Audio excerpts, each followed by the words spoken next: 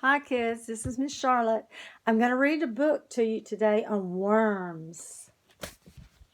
It's a rhyme-along book. Hiding underground.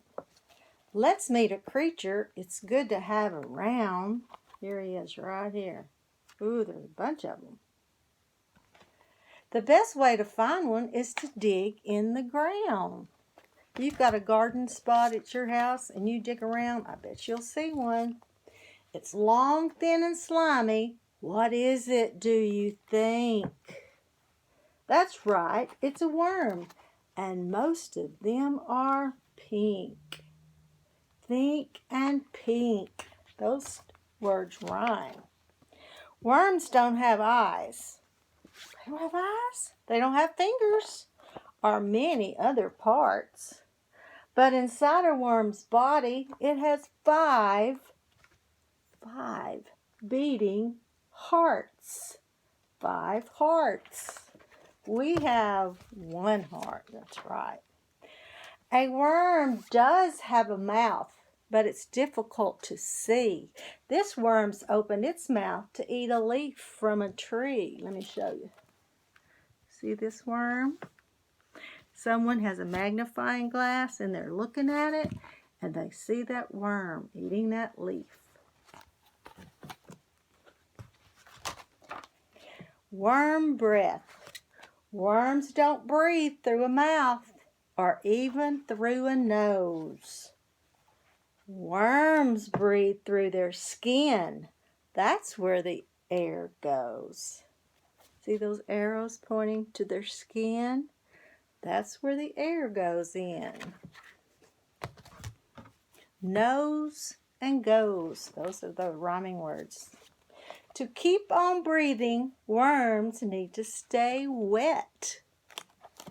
So a worm is a good choice if you want a slimy pet. They need to stay wet. Hairy movers. Look at a worm's body closely, and small hairs can be found. Look at this worm real close up. You see those hairs? These help the worm to move as it wiggles all around.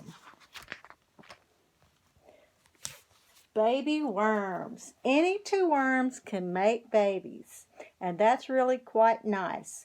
Babies hatch out of cocoons, which look like small grains of rice. Nice and rice rhyme.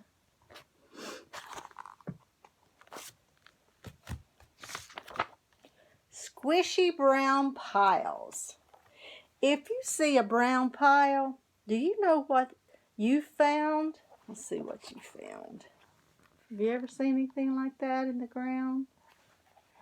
It comes out of a worm's bottom, but it's good for the ground.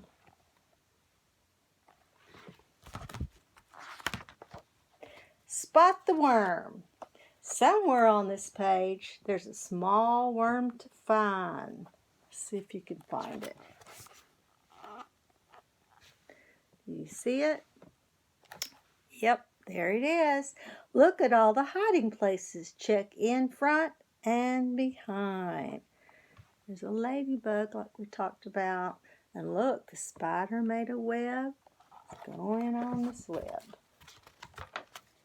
Did you know that a worm's slime is very good for the soil and helps plants to grow? So we like our worms, don't we? Y'all know what a styrofoam cup is, right? Made out of styrofoam. We have some of these at school. And I know how y'all like to put your hands down on your paper and trace around your hands like this.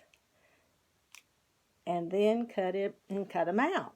Well, that's what I did with my hands on some green paper. And if you have a styrofoam or any kind of cup and some green paper, you can trace around your hands. And then you can glue it to the cup and make you some grass. See, I glued I think I ended up having to do like 4 hands. This one and this one, and then I had to do them twice. But I glued them onto the cup and made some grass. And then I took a straw, just a plain drinking straw, like we have at school, or probably at your house, and you bend it, and then you put some tissue paper on it, or some construction paper. I had some googly eyes, but if you don't have any, you can just draw some eyes. Now look what I'm going to do. I put a hole in the bottom of the cup, and I put that straw down in there, and you can't see the worm. But then grab a hole down here on the bottom, and then you push up. There's our worm. Look. See, you can make one of those, I betcha. That was pretty fun to make. See you next time. Bye-bye.